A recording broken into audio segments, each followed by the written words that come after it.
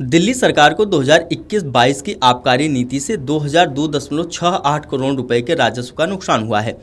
इसकी वजह नीतिगत कमजोरी के साथ नियमों का उल्लंघन और खराब क्रियान्वयन रहा है। वहीं शराब लाइसेंस जारी करने की प्रक्रिया में भी नियमों को तोड़ा गया। इतना ही नहीं, तत्कालीन दिल्ली सरकार में उप मुख्यमंत्री और आबकारी मंत्री मनीष सिसोदिया ने नीति तैयार करने के लिए बनी विशेषज्ञ समिति की सिफारिशों को भी नजरअंदाज किया। मंगलवार को दिल्ली विधानसभा में पेश किए गए नियंत्रक और महालेखा परीक्षक यानी सीएजी की रिपोर्ट में इसका खुलासा हुआ है। रिपोर्ट्स के मुताबिक जिन इलाकों में शराब की दुकानें खोलने की इजाजत नहीं थी, यानी नॉन कंफर्मिंग एरिया, वहां तत्कालीन सरकार ने लाइसेंस दे दिया।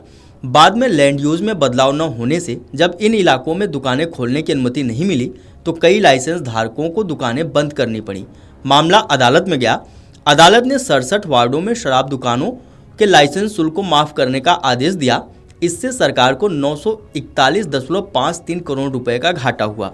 वहीं सरेंडर कर दिए गए लाइसेंस का फिर से टेंडर न करने से 890.15 करोड़ रुपए का घाटा हुआ। कोरोना के नाम पर लाइसेंस फीस माफ करने के तत्कालीन सरकार के फैसले से 144 करोड़ रुपए का नुकसान उठाना पड़ा। सुरक्षा जमा राशि भी सही तरीके से नहीं ली गई। इससे सरकारी राजस्व को 27 करोड़ रुपए का नुकसान हुआ। सीएजी की रिपोर्ट के मुताबिक 19 जोनल लाइसेंस धारकों ने अपने लाइसेंस सरेंडर कर दिया था। आबकारी विभाग ने इसका फिर से टेंडर जारी नहीं किया। इस वजह से इस जोन से मिलने वाली लाइसेंस फीस के रूप में सरकार को 890.15 करोड़ रुपए का नुकसान उठाना पड़ा। इसी तरह कोविड-19 के कारण 28 दिसंबर 2021 से 4 जनवरी 2022 तक शराब की दुकानें बंद रही थीं। लाइसेंस धारकों ने लाइसेंस फीस में छूट की मांग की। आबकारी और वित्त विभाग ने इस छूट का विरोध किया क्योंकि टेंडर दस्तावेजों में इसकी कोई व्यवस्था नहीं थी। तत्कालीन शराब मंत्री मनीष सिसोदिया ने फिर भी यह छूट लाइसेंस धारकों को दे दी। इस वजह से दिल्ली सरकार को 144.50 करोड़ रुपए का नुकसान उठाना पड़ा। इसके अलावा सीएजी रिपोर्ट में कई अन्य अनियमितताएं भी सामने आई हैं, जिसमें नीतिगत फैसलों में दिल्ली कैबिनेट और उपराज्यपाल की मंजूरी नहीं ली गई। निजी कंपनियों को थोक शराब कारोबार सौंपने का फैसला ले लिया गया था। गलत तरीके से जमा की गई सुरक्षा राशि की वजह से 27 करोड़ रुपए का नुकसान हुआ। लॉटरी सिस्टम की जगह एक मुफ्त बोली प्रक्रिया लागू की गई, जिससे कुछ कंपनियों को 54 दुकानें खोलने की अनुमति मिल गई थी। थोक विक्रेताओं के मार्जिन को 5% से बढ़ाकर 12% कर दिया गया। इससे शराब की क्वालिटी और राजस्व गिर गया। आम आदमी पार्टी सरकार ने खुदरा शराब लाइसेंस बिना उचित जांच के दे दी। आपराधिक रिकॉर्ड का ध्यान भी नहीं रखा गया। शराब जोन चलाने के लिए 100 करोड़ से ज्यादा का शुरुआती निवेश लगता है।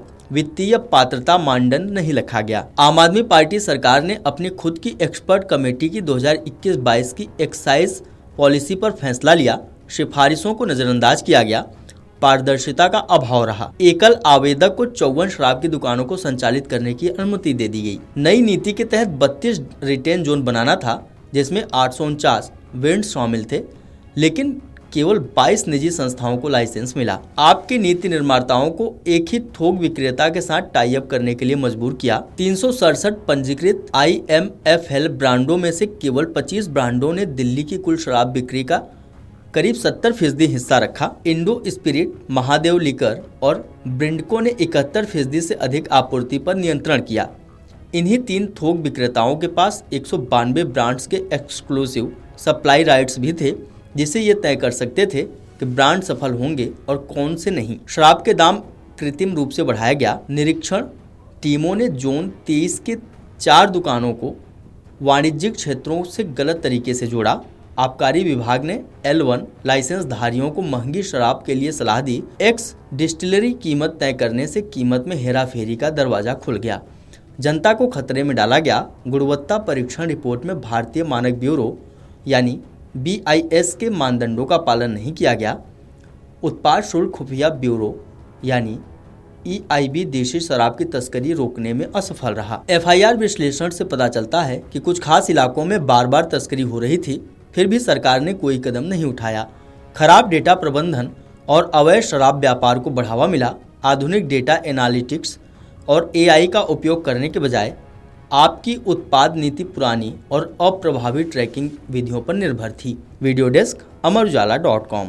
अमर उजाला जीवांजलि के सारथी की मदद लें और महाकुंभ में स्नान जरूर करें।